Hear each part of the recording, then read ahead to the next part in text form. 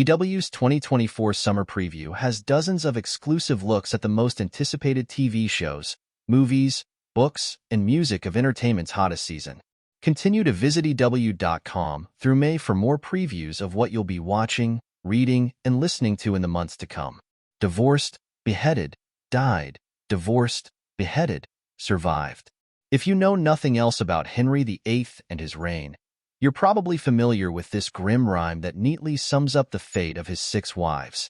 But while there have been plenty of films and historical dramas about Henry's divorce from Catherine of Aragon and his tempestuous relationship with Anne Boleyn, ending with her execution, very little has been told about Catherine Parr, Henry's 6th and final wife. The wife that survived is the wife that people know the least about, reflects Alicia Vikander, who portrays Catherine in Firebrand, a provocative new drama that traces the horrors of Catherine's experiences during the final years of Henry's reign. Once Vikander signed on to the film, directed by Karim Inus, she read everything she could about Catherine, learning that Parr was the first woman to publish an original work under her own name in English, 1545's Prayers or Meditations.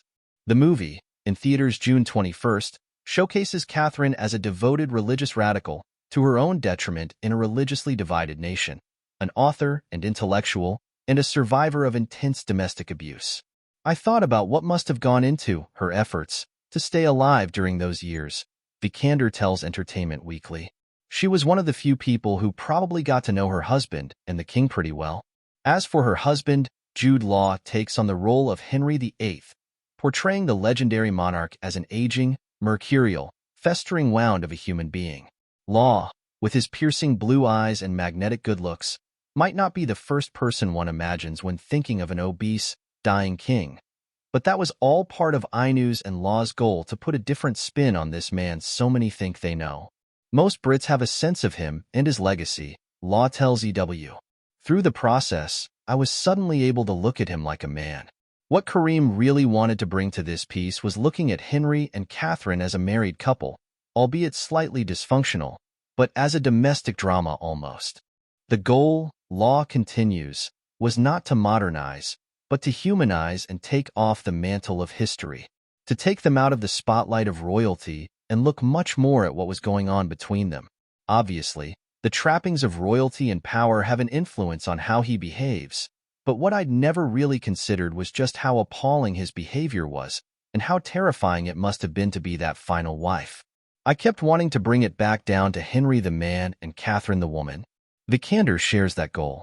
Karim wanted to undress this costume drama in the sense of wanting it to feel authentic and intimate, she details. For her, that meant finding Catherine's own sense of vanity and entitlement in her role as queen, right alongside her reputation as a pious, devout woman.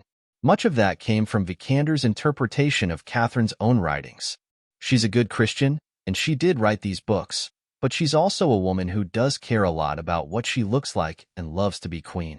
I enjoyed seeing a part of her that wasn't as shimmering when I read her own words, which gave me more of a flavor of creating a human being. Playing off each other, the two actors dug into the script as if it were a marital drama, something more akin to Who's Afraid of Virginia Woolf than one of Shakespeare's history plays. While Law leaned into Henry's chronic pain and heightened paranoia, Vikander showed up as a sparring partner, which allowed him to indulge Henry's unpredictability and worst impulses. We were safe to really push the boundaries, he reflects. I wanted to be led more by her because she was the person at the receiving end of the abuse, and she was absolutely fearless and often was the one who was saying, "We need to push this further to make it more shocking." That move is part of Vikander's pursuit of authenticity and the historical realities of what Catherine would have endured. It's very important when we make these films to honor that these are real lives and people, she says. In court, there were like 300 men and about 10 women. That really gives you a sense of entrapment. To know that it was an everyday thing to have people being executed around you, and a king who had a temper that could change every second, that's when it gets extremely horrific and terrifying. You can start to imagine what they had to live through on an everyday basis. Maybe modern life ain't so bad after all.